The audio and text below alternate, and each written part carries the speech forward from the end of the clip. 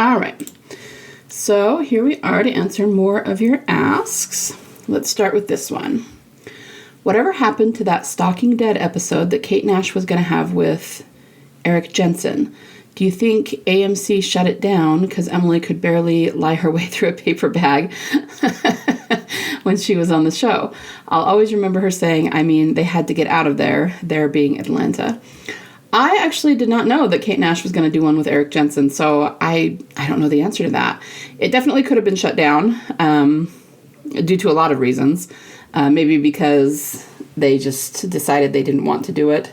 Maybe because Team Delusional was catching on to things too well, and they decided that it would be too suspicious and too spoilery. I don't know.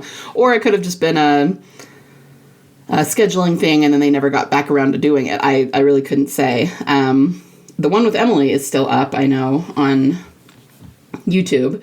You can just Google Kate Nash and Emily Kinney, and I think it'll come up. So yeah, I don't know. I never knew that there was going to be one with Erik Jensen. So yeah, I wish they would have done that, but I don't really have any information about that. Sorry. I always thought the strange white houses that we saw for filming were for 509. Did they film all of Tyrese's death stuff in them, maybe? No. So I assume you mean the houses from the missing 17 days that we're always talking about. And I do understand why people get this a little bit jumbled up. So there was a clip leaked, sorry if I can speak, that was filmed from very far away of them actually filming something at a White House. It was not one of the ones that we always talk about for the missing 17 days. So I remember this clip and that it got circulated a lot. And it really just looked like somebody was like looking over a fence with their phone and filming something because it was way in the distance. And it clearly was not like official filming that was leaked. It was somebody filming from far away that, happened to be able to get in there and start filming. And pretty much it looked like one of the scenes from 509 that was outside on the porch where Rick and Glenn and Michonne kill some walkers, and then Noah comes running up and saying that Tyrese was bitten. That's the scene it looked like, and I'm pretty sure that it was. And so that got circulated around, and I think TD was hoping that was a Beth thing, that it was part of the missing 17 days, but then I'm pretty sure it was for 509. But that is something that's completely different than the two cabins we're talking about. That are in all of the posts about the missing 17 days. They are different locations, they're different structures, and they were ones where Emily was actually seen going in, or at least, to be technical, somebody who looked a lot like Emily, was wearing a yellow polo and had a blonde ponytail, was seen going in looking very much like Beth. And the only reason it wouldn't be Emily is if it was maybe her stunt double. But again, even if it was her stunt double, clearly something was being filmed there with Beth, right?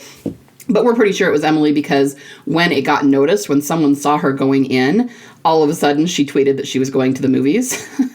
And it was like really obvious that she was trying to deflect and act like she wasn't filming when she was. Like even the Spoiling Dead site laughed at that and went, yeah, that was really obvious that she just did that. So anyway, but back to your question, the White Houses are not the ones that were used in 509. They are two different things, but they all are like white.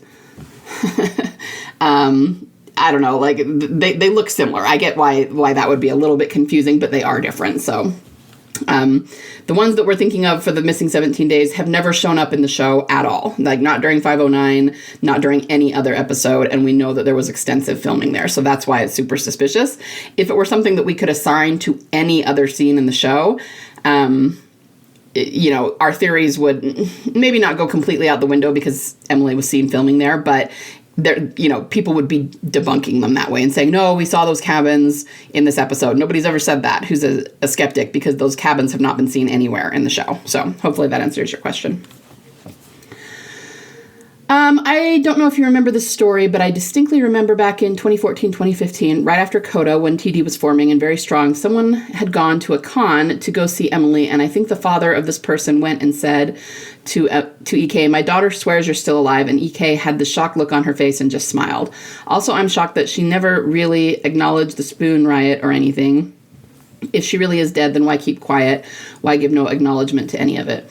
Well, I do remember that story about the father. There were quite a few of them circulating right after CODA. And I do remember that one.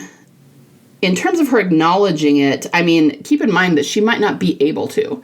So the spoon stuff was acknowledged by Gimple. So it's not that it hasn't been acknowledged. It has been acknowledged. Maybe not by her in particular, but if she didn't, then it's probably because she was told not to.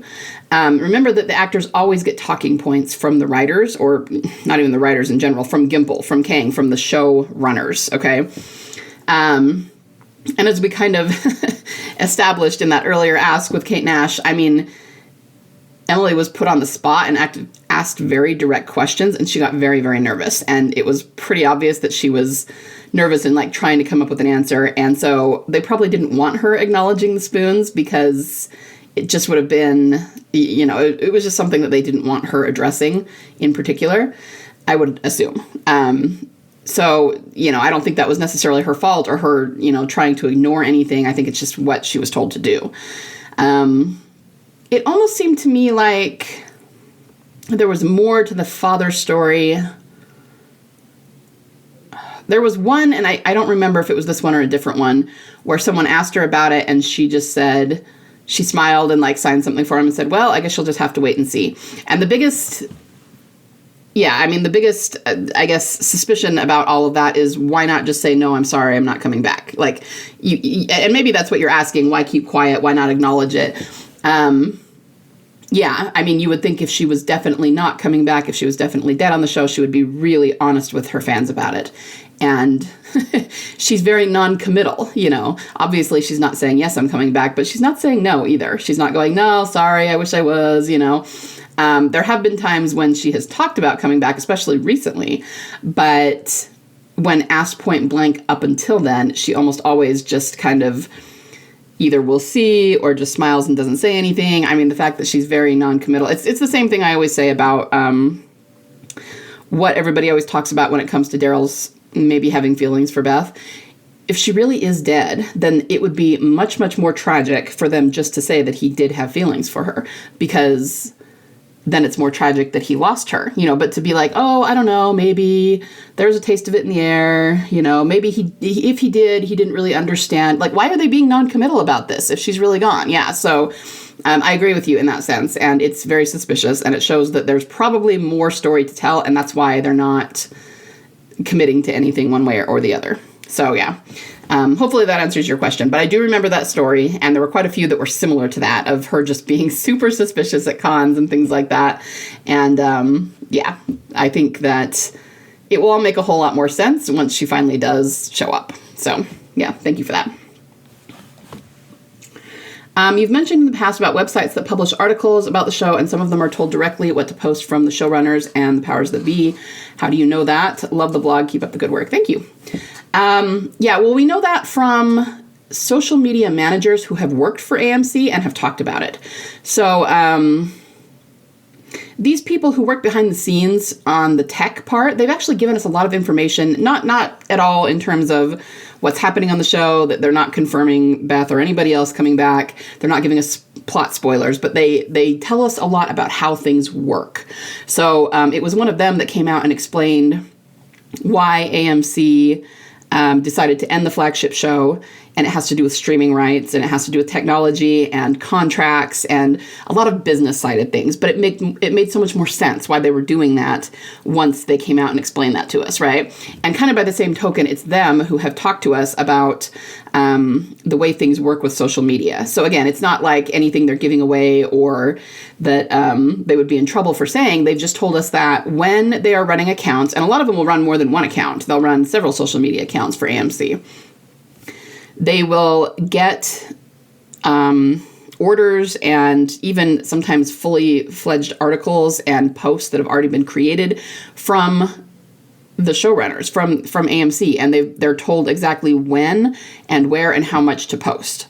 And they made it very clear that you do not post anything that you are not told to post, and you have to make sure to post at the right time. So, of course, sometimes mistakes are made. It seems like they talked about how once they had a post that was going out for an episode and it was kind of spoilery, but they wanted it to post like the instant the episode ended, and somebody screwed up the scheduling and posted it 2 hours early. It was not the Coda one. It was something else. It was just something else. And that person, they immediately took down the post, but anyone who saw it before they took it down saw the spoiler.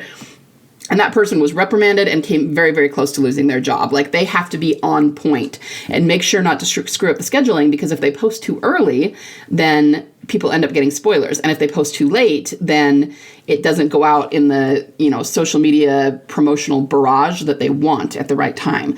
So these people who manage the accounts, they actually don't create the content for the most part for the accounts. That's given to them. They're just uploading and retweeting and sometimes answering comments, and they're told what they can and can't say to answer comments, things like that.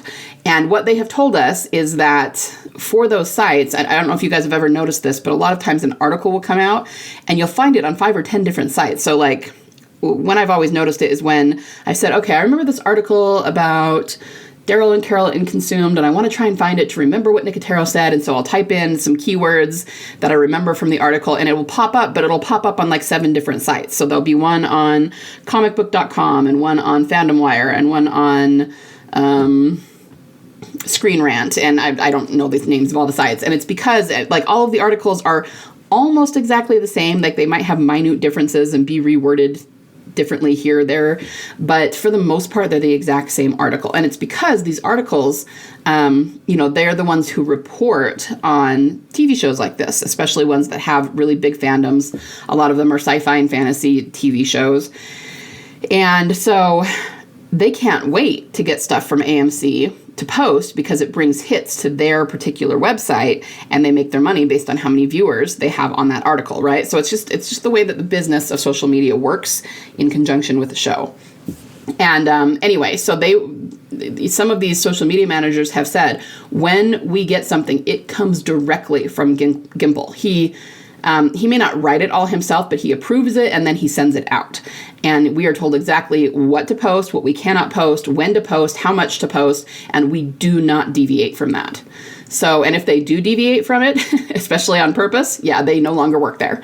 So that's why, when we get these articles that are on these different sites, it's not that they're always true, because they're not, but we can read into what Gimple wants the audience to think from them. And what I mean by that is, the example I always go back to is back when Negan killed his victim and we didn't know who it was.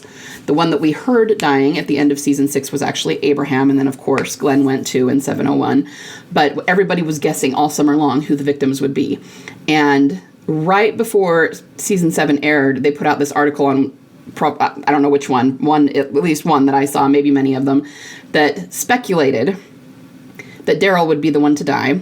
And the reason that they, that their logic for that was that in the comic books, Rick's right-hand man is actually Abraham, because Daryl isn't in the comics. So they were going, oh, we bet that Daryl dies and Abraham takes his place, from the comic books as Rick's right-hand man. Now, of course, that didn't happen, but more interestingly, it was the opposite of that, because not only did Daryl not die, Abraham did. And so I've seen that sort of thing happen a lot with the articles, not every time or anything. It's not like they're always lying or always think the opposite. No, it's not. There's not really any pattern or rhyme or reason. You just have to do your best reading between the lines. But it's certainly not the only time that they've suggested that the opposite of what actually happens in the show is going to happen, right? So it's just something to keep in mind. But anyway, to your question, that's how we know that. And so we know that they don't post anything without AMC's express permission, and it's pretty much Gimple that oversees or at least approves anything that goes out. So you can definitely count on that anything that is posted there was approved by Gimple. But here's the thing, is that Gimple can use it for a lot of misdirection, because he can, we only know that from reading between the lines and listening really, really carefully to what people who work on the show say. If anybody asked directly, AMC would probably deny that. They would say, well, that's not our article, that's Screen Rant's article. We didn't say that. And we just know that they actually did, and they're using it for misdirection. But they can... And I mean, even the article that I read, it didn't say 100% that was going to happen. And I didn't believe it was going to happen, because at the time I didn't know that. And I was like, that's not even coming from AMC. That's just some random article. It's somebody speculating. So, I don't think that they use them to lie to us, but they use them to go, oh, well, what about this? Or what if that happened? Or fans think this might happen. And then it just creates misdirection, you know, for the audience. So anyway, that's how we know that. And it's just something to always keep in mind when you see things like that. And like I said, I'm not saying that they're always a liar, that you should always think the opposite. I think a lot of what they put in there is true, but it's just always what they want us to know. So if they want us to know something, it'll be in there. If they don't want us to know it, it won't be in there. And they do use them to create a lot of misdirection and speculation and get fans riled up about things. So just something to keep in mind. But yeah, hopefully that answers your question. Thank you for it. All right, I'll call it there for today, but I will be back soon with more. Have a good day, everyone. Bye.